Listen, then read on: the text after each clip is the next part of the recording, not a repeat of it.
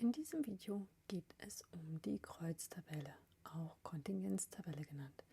Mit dieser können wir absolute und relative Häufigkeiten für das gemeinsame Auftreten der Ausprägungen von zwei oder mehr Merkmalen betrachten. Wir fangen ganz einfach an mit nur zwei Merkmalen und wollen uns anschauen, wie sich Männer und Frauen in ihrer Internetnutzung unterscheiden. Ich arbeite hier wieder mit dem Ausschnitt aus dem European Social Survey. Infos dazu in der Videobeschreibung.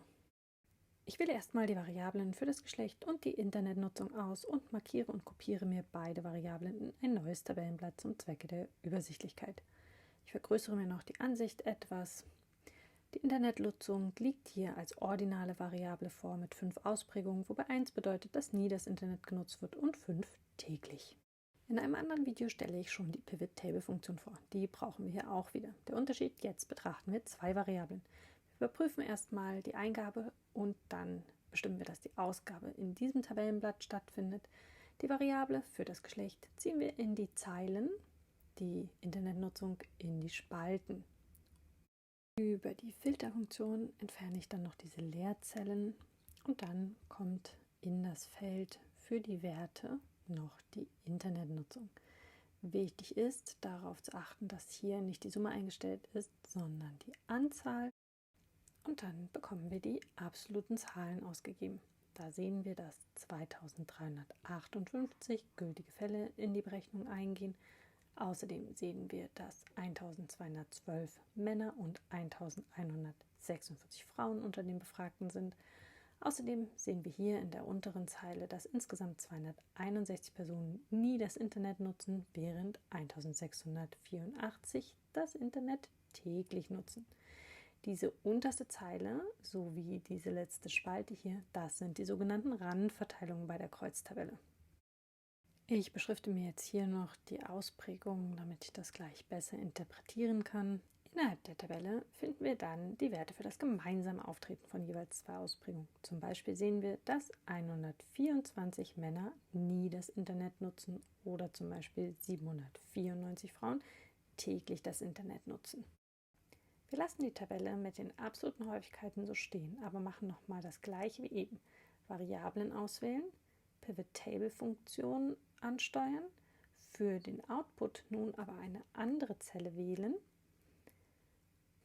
Das Geschlecht kommt wieder in die Zeilen, die Internetnutzung in die Spalten und in die Werte. Darauf achten, dass wir nicht die Summe, sondern die Anzahl haben. Nun ändern wir jetzt aber in den Feldeinstellungen unter Daten zeigen als im Dropdown-Menü, dass wir Prozent des Gesamtergebnisses angezeigt bekommen wollen. Dann sehen wir die relativen Häufigkeiten. Was wir jetzt sehen, ist, dass diese 890 Männer, die täglich das Internet nutzen, 37,7% aller Befragten darstellen. Die Basis für die Prozentberechnung sind also die 2358 gültigen Fälle. Damit aber nicht genug, wählen wir zum Beispiel in den Feldeinstellungen Prozent des Zeilengesamtergebnisses, dann verändern sich die Zahlen. Nämlich so, dass sich nun die Zeilen zu jeweils 100% addieren.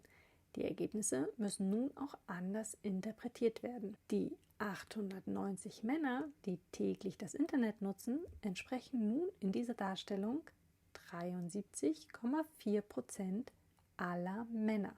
Die Basis für diesen Prozentwert sind also die 1212 Männer.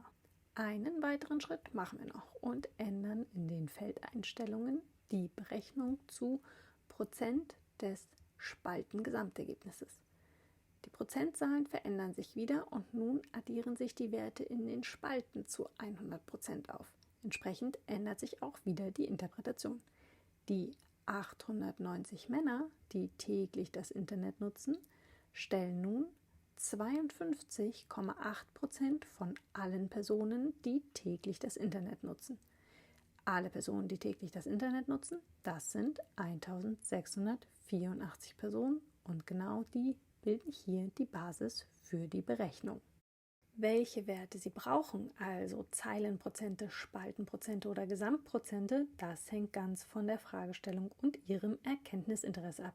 Ich empfehle auf jeden Fall, die Interpretation der prozentualen Werte immer einmal laut auszusprechen, um sicherzustellen, dass man auch wirklich den Wert mit der dazugehörigen Basis vorliegen hat, der einen für die Beantwortung der Fragestellung auch interessiert.